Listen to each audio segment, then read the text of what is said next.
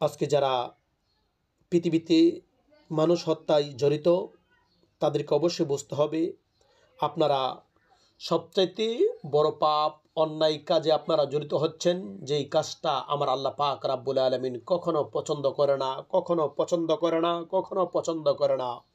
পবিত্র কালামুল্লাহ শরীফের মধ্যে আমার আল্লাহ পাক রাব্বুল আলামিন সতর্ক করেছেন যে পৃথিবীতে মানুষ হত্যা করা যাবে না।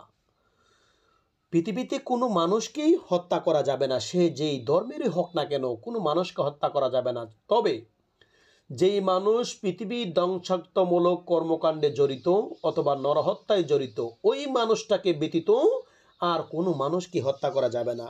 যদি কোনো মানুষ নিরীহ কোনো মানুষকে হত্যা করলো, ওই ব্যক্তি মূলত তাকে হত্যা করে নাই, পুরা মানব জাতিকে হত্যা করেছে।